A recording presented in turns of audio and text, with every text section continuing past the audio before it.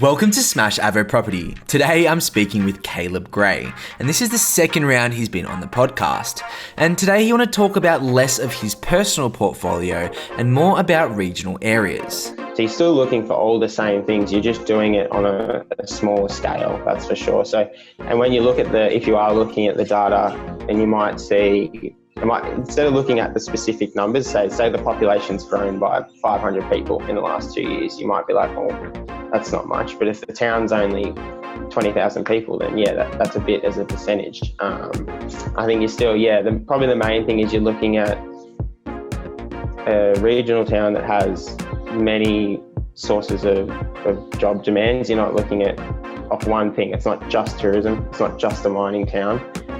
It's got to have many different things going for it, just like the capital city. So you're definitely still following the same fundamentals. You're just probably looking at a smaller on a smaller scale. As always, seek your own professional financial, legal, taxation and property investing advice for your current situation. Everything we talk about is just our opinion and general in nature and should never be considered as personal advice. Caleb Gray, welcome back to Smashed Avo Property. G'day Jordan, thanks for having me again. Nah, super up to get you back on, mate. You and I had a couple of back and forths, and you've suggested that you want to jump on here and talk to the listeners about some other concepts and some other ideas apart from just the stock standard buying in a capital city, which is, what we do promote and what we do like, but there are other options out there. And I think, you and I were just talking beforehand, specifically talking about regional areas today. And, some people frown upon it. Some people don't like it. Some people only buy in regional areas. And there's a lot of talk out there about different scenarios and different price points and all that sort of stuff. And I guess, as you were alluding to before the podcast, it's something that, me personally, and you were just saying that you kind of, sometimes you can look at the regional area and you go, oh, I don't know, there's not that support, there's not the population, there's not the job income, and all these things sort of go through your head. But when you actually delve into the data and the numbers, it's quite surprising some of the numbers that are coming out. And you suggested that you jumped into some of the data and some of the figures, and it's pretty interesting to see the results that you found. And how do you feel about that? And talk us through the backstory of how the regional area came up. Yeah, definitely. I think early on in my kind of researching and understanding of property investing, I always looked at, get as close as you can to the CBD. That's great. It's always going to go up. That'll be fine. And I think I kind of looked at regionals as these risky towns kind of out in the middle of nowhere where people don't earn as much and, people don't want to be there. But that's definitely not the case. When you actually look at the data, there's been significant growth in regional areas over the last 5 years and back beyond that as well. And they've actually, certain areas have performed really well. And I think I'm definitely not pro-regional as opposed to over metro. I think it's just more for people to have an open mind and look at everything equally. And if it suits your strategy, then by all means go for it. And I think especially for probably people who listen to this podcast, probably maybe the younger generation coming up, probably that lower price point, that's definitely a positive of regional areas as well. Definitely why I considered it. I mean, I can't afford to dump another mill or dump a mill on a Sydney house or Melbourne house. So you got to look alternatively. I wanted to get in the market, and it's like, how do you do it? So I think that's definitely what got me interested in the regions for sure.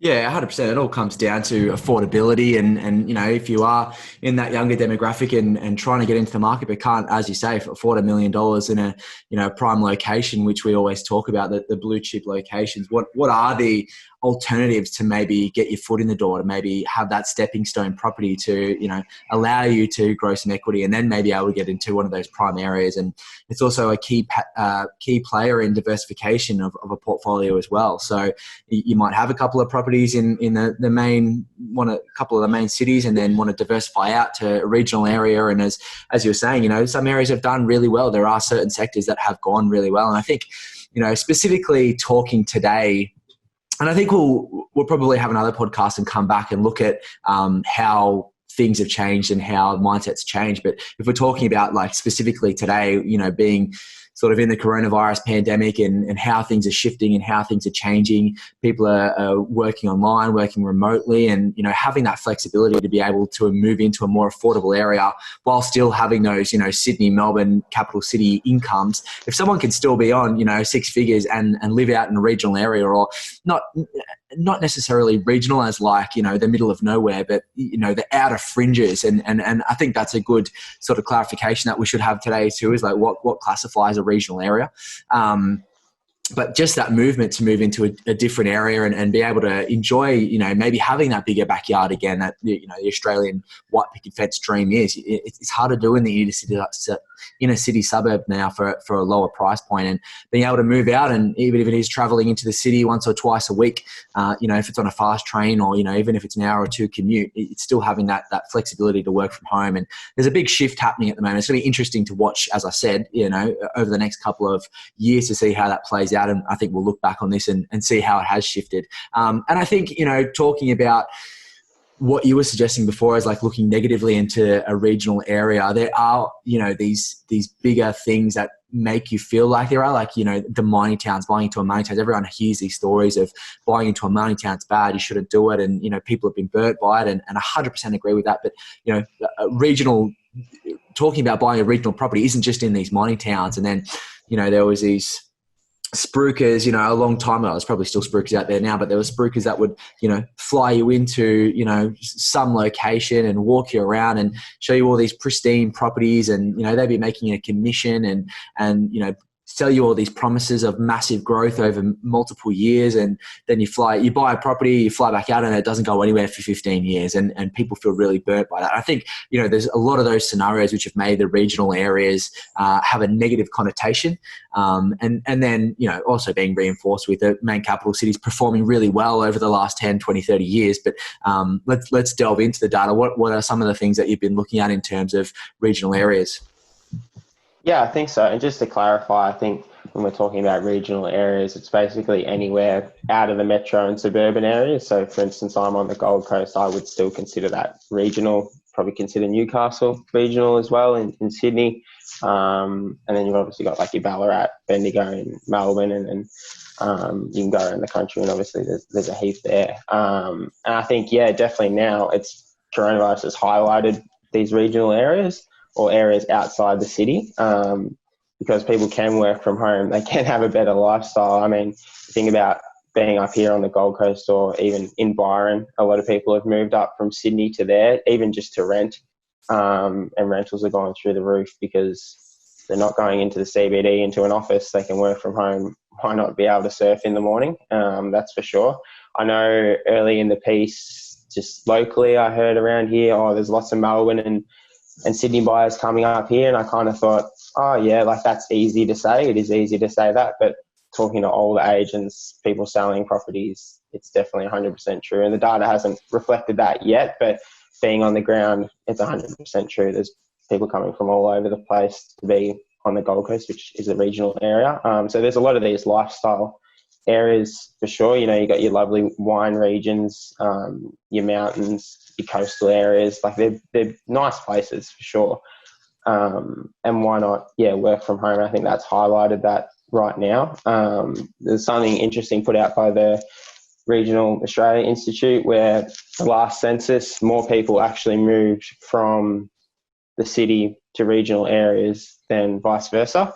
So there's more people wanting to go into the regions. Obviously, the cities have overseas migration, which is why they're growing at that such rate. But internally, that's what's happening, and it's quite interesting because you probably wouldn't expect that, but that's what the data says.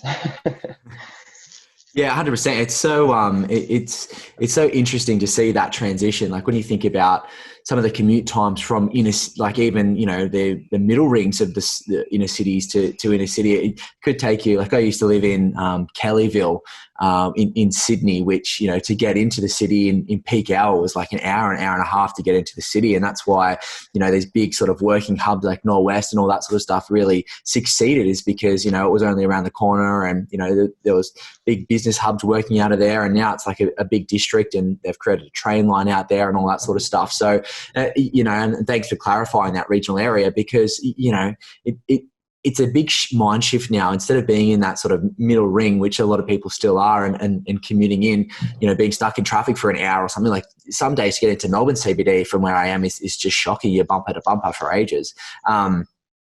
it still could be an hour travel into the city. So it's all about really that lifestyle piece and what you want out of life. As you say, if you want to get up in the morning, go for a surf and then go into work or work from home, whatever may suit you, you can do that instead of, living for the weekend, maybe getting out on a Saturday morning, Sunday morning or whatever it is, and then working the rest of the week 9 to 5. It's a bit of a shift there. So, and what are you seeing in the data? Has there been some good statistics that have come around and Byron would be a perfect example. Like the growth out there has been pretty significant.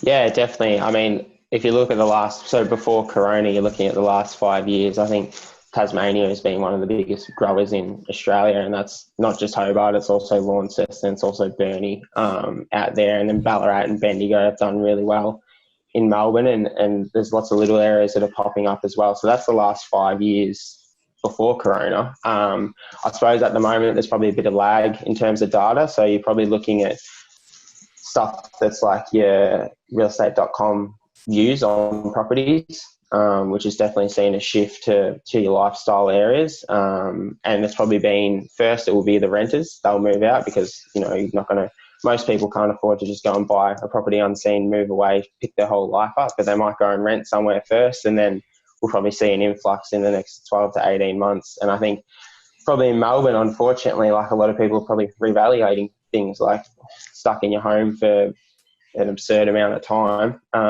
Maybe they do want to change it up, and maybe this was the breaking point. So, I mean, we'll see what happens. Like, we don't actually know what's going to happen, but I think that's probably the direction you're going to see. Some people moving away, just enjoying life lower, especially if you've had a good growth in Sydney and Melbourne over the last 20 years. Why not cash out and go somewhere else? And that's not, I love Melbourne and the cities. They're amazing places. And I'm nothing against them, but I just think that will be a mental shift, definitely. Yeah, 100%. I've heard of plenty of people who have, either got holiday homes or tried to get out of Melbourne or tried to get away from being in lockdown. And I can't see people not wanting to do that after being through such a thing. I mean, it's going to be a hard one to say, because once the lockdown's finished and the coronavirus cleared out, whether or not there's a wave 3 or a wave 4 or whatever there may be, if there's a vaccine, things may change pretty quickly. And I think, we be careful not to, if you are in that mindset of like, oh, the capital cities are ruined now, like no one's going to want to live in the capital cities, just be very mindful that this is a point in time. And when we talk about property investing, like you and I always say, it's a 10, 20, 30-year play. It's not, that short term. You don't want to get that, there might be regional towns that are doing really well at the moment because people are wanting to get out of the city and move into these regional areas. And, vacancy rates in capital cities are skyrocketing, and, they're not doing that well. The apartments and all that sort of stuff are not doing that well. The students are moving out. There's no international migration. There's no really internal migration, and they probably pick up a little bit, but it'll be a while since there is international migration. And so, all of these areas that are serviced heavily from these sectors that have been impacted quite significantly, it is scary, and there's a lot of negative connotation out there about them. And then that's what's driving this sort of thought process behind the regional towns and all that sort of stuff. And, it is a hard one because we talk about working from home and doing meetings over Zoom and all that sort of stuff. But one thing, being in Melbourne and being in lockdown in my house, like we've literally been in our house I've been working from home since March, and we've been locked down, for the last 8 weeks. One thing you kind of do want is a little bit of interaction during your day. You kind of don't mind going into the office and having a conversation. So to say, we're all going to move online and everyone can work from home is one thing, but to, have that social interaction and be face-to-face meetings and all that sort of stuff, you can't, it's completely different from Zoom. So it is a point in time. And I think, there is one thing that is going to do is intensify the shift that was going to happen. So, we might not have all moved to Zoom and as quickly as we have, but we now know that we can operate off Zoom. But whether or not we do that complete transition is a hard one. What do you think? Yeah, no, I definitely agree. Definitely bullish on Melbourne and Sydney and capital cities long term, that's for sure. They're definitely, I think once this kind of goes over with, we're definitely still going to return back to normal life slowly. And I definitely wouldn't be purchasing in a regional area just because of what's going on now and making a bet against that, that's for sure. You never bet against one trend at the moment, or if there's a one project. You don't bet on single things. You got to look at all the data and all the research and make sure it suits your investment strategy or your lifestyle. So I'm definitely no dramas about the capital cities, that's for sure. I think they'll do fine in the long term. Maybe might have a little bit of hurt over the next 12 months, maybe not. Like we've seen this year kind of defied it. Like people are still going hard on there. Their auctions are still going off the rails and people are still paying over asking price. There's that demand there. So definitely not against. It's crazy. Yeah, I saw an article in the AFR, I think it was this week, and it was like Sydney prices were going to increase by 14% by 2023, and it just it is so phenomenal how quickly the mind shift can change. You know, a week before that, they were posting 30%. Drops in the property market, and this is the thing. Like, how do you say 30% in the property market? Like, there's so many different areas, and I guess that's why we're talking about regionally specific today. But just take these things as a grain of salt. It's you can't. How can anyone predict what's going to happen on a massive level, massive scale, talking about the property market overall? And when they say 30%, how can it be 30% specifically? How can it be 14% specifically? Like, these are the things that we don't know. So yeah, you're spot on. The mind shift does change, and just be very wary of what you're reading and all that sort of stuff. But yeah, onto the more regional side, and I think we're going to approach today with a bit of a mindset of, if you can't afford to get into those $1 million areas, those blue chip areas, what are the other alternatives? What drives a great area as a regional place? Why is a regional area a good place to invest in? Yeah, I think you're still looking at all the same fundamentals you are as if you're investing in the city. You're still looking for jobs, infrastructure, low vacancy rates, demand. There's got to be a nice lifestyle. So you're still looking for all the same things. You're just doing it on a smaller scale, that's for sure. So, and when you look at if you are looking at the data, and you might see, instead of looking at the specific numbers, say the population's grown by 500 people in the last 2 years, you might be like, oh, that's not much. But if the town's only 20,000 people, then that's a bit as a percentage. I think you're still, probably the main thing is you're looking at a regional town that has many sources of job demands. You're not looking at off one thing. It's not just tourism. It's not just a mining town.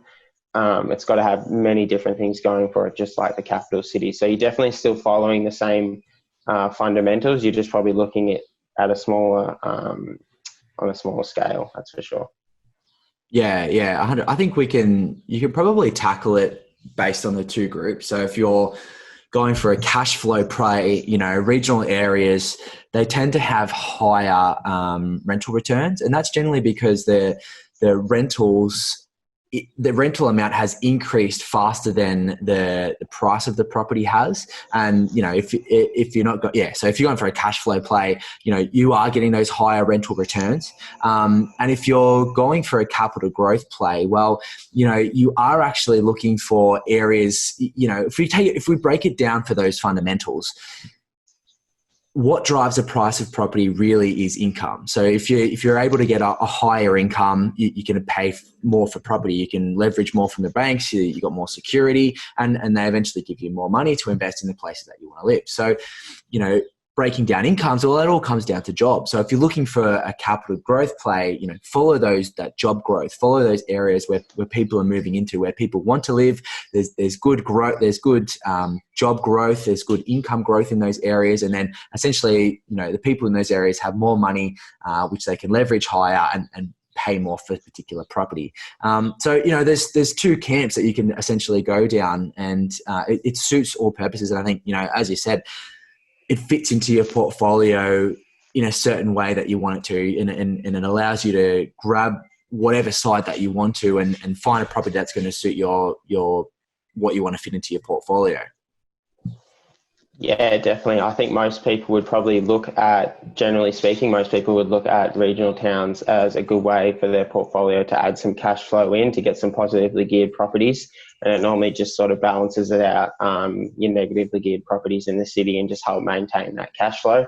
I think you can definitely get the best of both worlds at a good price as well in the regions. Like, and we don't want to say that we're trying to time the market, but you definitely can. Like, the market does move in cycles like it does all places, and you can definitely get great growth and good yields at the same time, which is amazing. You probably hear some people might be a bit disappointed because they've bought at the top of the market and then it's flatlined for 10 years in that area, which is unfortunate. But yeah, you've just got to make sure that it fits in your portfolio at the right point, but you can still have the best of both worlds, really, if you're looking at the right indicators.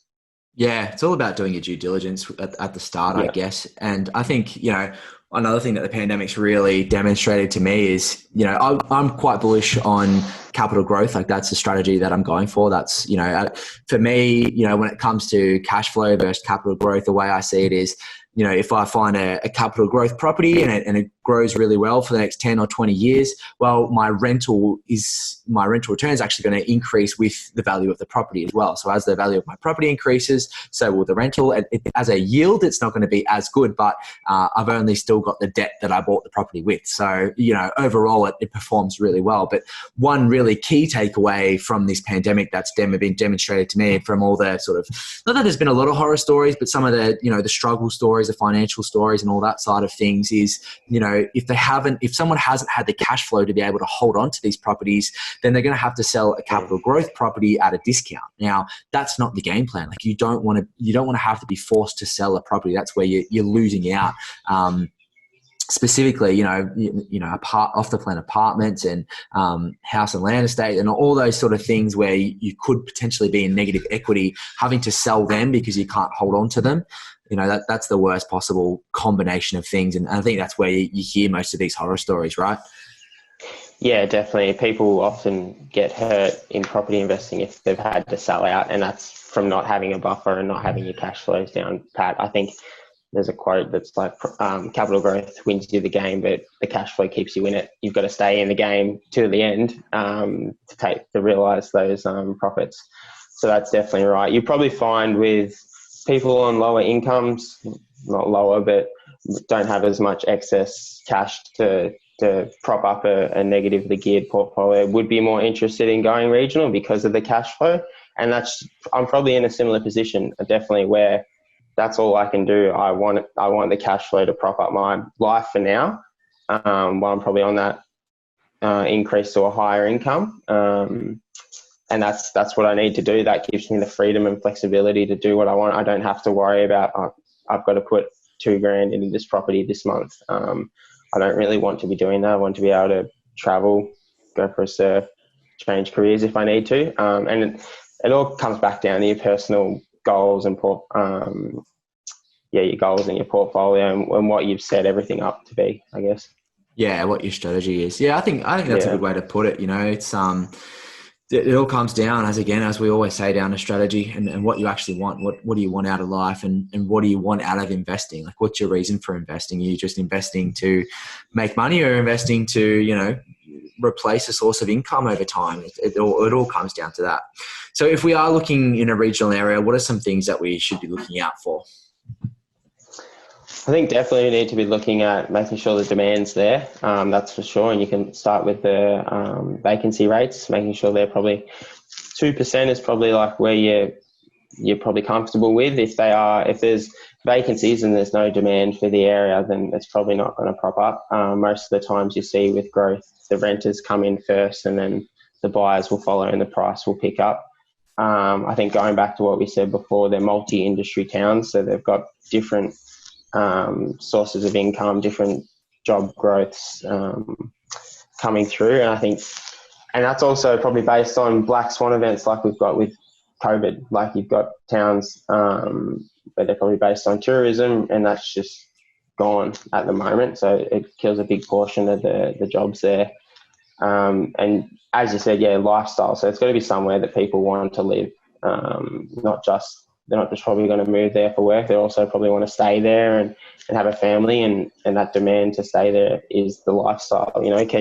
Is there a park nearby? Is there mountains? Is there beach? All that sort of stuff. And I think you go, one important thing is that it is very easy to pick out cities on a map and go, this, all the data stacks up. Yes, let's go invest here. But I think you yourself need to either go and get your feet on the ground there, because there is very big differences in areas, especially in regional towns. You probably have some lower socioeconomic class groups there, and it might only be one street. It might be the main road, and here is great area, great jobs, great demand, and on the other side maybe it's not as good, a bit more rougher. So either you get there on the ground, or you have a buyer's agent get there for you and do all the research. I think it's pretty important. You've had your feet on the ground, you know the nice streets from the not so nice streets. I know there's definitely areas, for instance, like in Toowoomba or stuff, you've got a street of houses and they're all over 1.2 mil. Like, there's definitely those areas, and then you've got probably maybe like 3 k's away, only $200,000 houses. So you've really got to know the area itself. Yeah, I think that's so important, especially if if we take the example we were talking about before, like Byron Bay, there's going to be specific streets that have outperformed in those areas. And so if you're looking into buying like near the ocean or near the beach or something like that, something with a view, just be very wary. And we always talk about it. There's thousands of submarkets within Australia that we know. And so, one of those specific suburbs would be a submarket, but within that submarket, there's certain streets that are going to outperform other streets. And it might even be like one side of the street to the other, compared to the other side of the street. So if we're thinking about going up a hill and the ocean's on the other side of the street, well, one side of that street's going to have an ocean view, where the other side of the street's just going to have a view of the road. So you have to be very careful when you are doing the due diligence. And that's why I love you brought up getting your actual feet on the ground, because you can walk around the streets, you can see who's got the views, you can see, what properties have done well in history. You can see,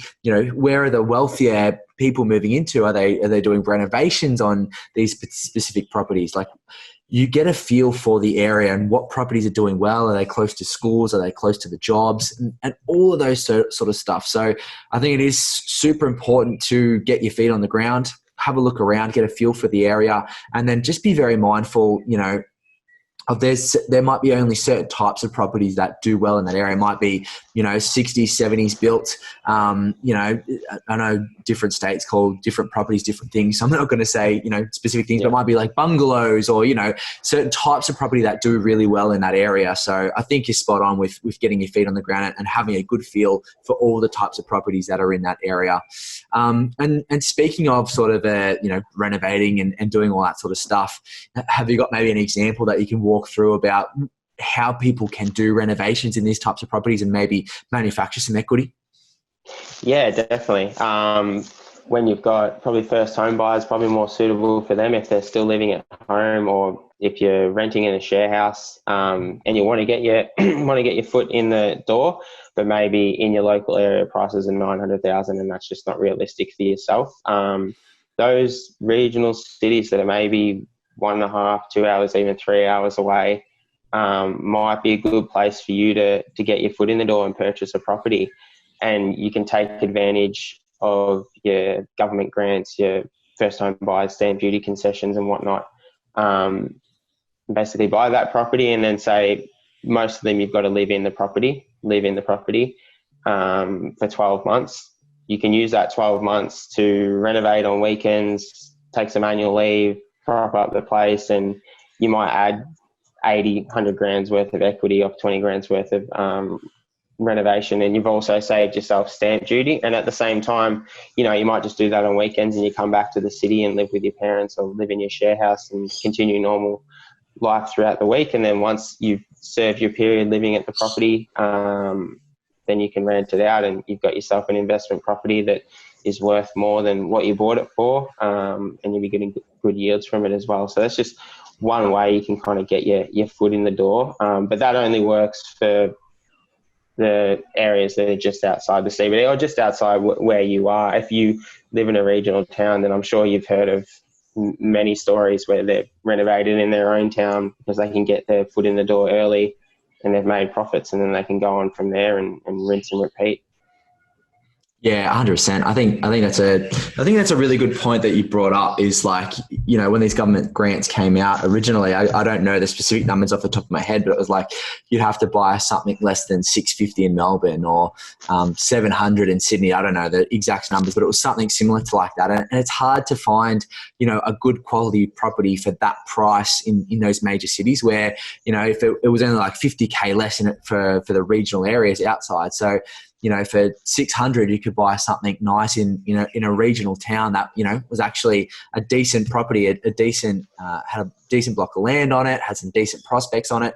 And then, as you say, you can do those renovating pieces, turn it into something much nicer. And, you know, you might, you know, the old saying of buying the ugliest duckling on the street, doing a renovation, manufacturing some equity there. And then, you know, as we said at the start of this conversation is that's your stepping stone. You still hold on to that property, but you can pull out the equity and that might allow you to get into one of the capital regions or, you know, if you're enjoying the regional areas and keep going in that range there. So, yeah, no, I think there's some really great ideas there. And I think it's definitely a good consideration to look at all areas of the property market. I know there's tons of people out there like Simon Presley. He's really for regional areas. And, you know, every time I hear a conversation with him, and I'll probably get him on the podcast at some point in time, but every time I hear a conversation with him, you know, I'm ready to go to battle. I'm ready to like find a reason not to be or not listen to. But when he brings out the data and all that sort of stuff, you know, it's quite interesting to see how well they perform. Like he talks about Orange a lot and how well Orange has done and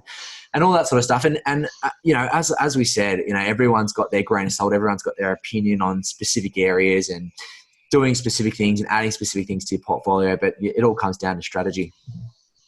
Yeah, that's right. And yes, I love Simon's work. Everything he puts out is gold. He's very data driven, which is awesome. It's not just his made up opinion. It's all numbers and he loves it and he's very blunt about it. It's great. Very good voice in the property industry. And I think, yeah, that's right. If you're listening to this podcast, please don't go and buy just in a regional town because we're talking about it. Like definitely make sure it's a part of your strategy and make sure you do the research. That's for sure. Yeah, I think going back probably to maybe renovating outside the capital city, you can probably weigh up your saving, like how quickly you're saving. If you're trying to save a 90, 100 grand deposit for a property and it's going to take you 7 years, but you could save up a 30, 40 grand in 3 years, you can get your foot in the door, do the renovations, and then probably after that next year, you've probably got your next deposit through that equity if you've bought well and renovated smart. So I think that's a very good way in stepping stone properties. I think all millennials need to look at stepping stone properties now. I think it's just going to be a way of life. Most of us are probably getting into property later and that's what we've got to do to get into our dream home, I think, is think outside the box for sure. Yeah, I think you touched on a good point there too, is like, you know, properties can grow faster than you can save sometimes, especially in these big 100%.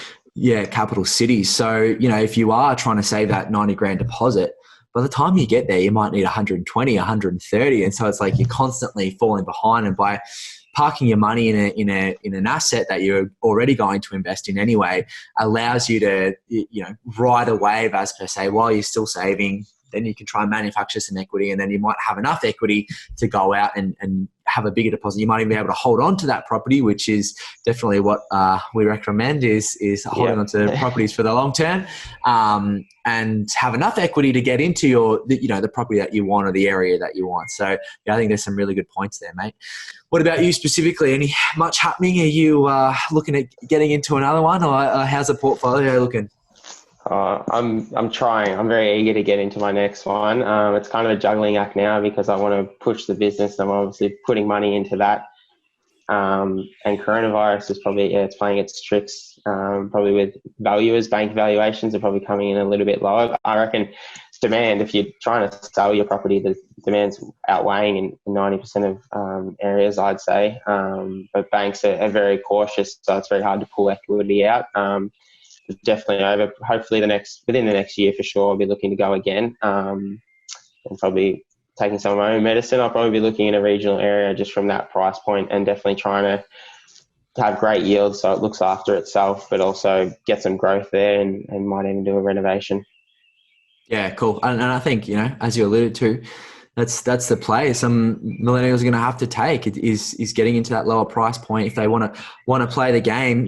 Banks are there to lend, but there's only so much we can borrow. So it's all about playing to your strengths and figuring out your borrowing capacities and fitting that into your strategy. So spot on, mate. I love it.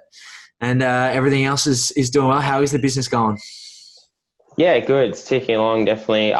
It's funny here in Queensland. It's like we're in our own little bubble. Like everything's back to normal. You wouldn't know about it. The market's flying. I'm going to open homes and there's 20 people there. It's packed. Things are flying off the shelf. So yeah, definitely getting a lot of inquiries and making some purchases. So it's really exciting. I'm really, really fortunate to be up here at the moment. Yeah, very lucky. Yeah, no, I love it, mate. And my old man, he's in New Zealand, and he was saying the same thing. Like once the lockdown's finished, everyone just went nuts. Like everyone just realizes, don't waste any more life. Let's go out and do things that we enjoy. Let's go out and buy the property that we want, or buy the car that we want, or whatever it may be. And it's kind of like this big relief. So speaking for most people down here in Melbourne, I think we're very excited for that point in time. Yeah, I definitely think so. I got obviously friends and family back in Melbourne and talking to them most days. Definitely excited to get out, and I think agents are definitely as well. I reckon they've got a few properties up their sleeve, and once everything opens back up, I reckon we'll see it fly off the market. So if you're looking to buy, definitely get all your ducks in a row at the moment and be ready. Yeah, 100%. Hard time to secure finance, but if you can, why not take advantage of it?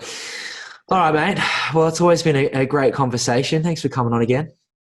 No worries. Thanks for having me. Thanks for the chat. We'll have to get you back on when you jump into your next one. Definitely, for sure. All right. Thanks, mate. I really appreciate Caleb coming on. He's always a cracker guest to have on and have a discussion about property with. I'm always looking for more guests to come onto the show. If you're under 30 and have one or more investment properties, whether it's good, bad or ugly, I would love to talk to you about it. Even if you're interested into getting into the property sector, let's have a chat. The main focus is to help other soon-to-be young investors with tips and tricks along the journey. Learn from the mistakes that we have made and ignite the fire to set themselves up financially for the rest of their lives. If you're interested in sharing a story, you can go to jordandeong.com/podcast, where there's a podcast inquiry button at the top that will guide you through the next steps. If you want to see what else I'm up to, you can go to YouTube and type in Jordan de Jong, where you'll find the Smashed Avo Property podcast being hosted on YouTube and plenty of other content that I'm putting out consistently. If you're keen for more content like this, make sure you subscribe and please leave us a review with any feedback for future podcasts. And until next time, happy house hunting.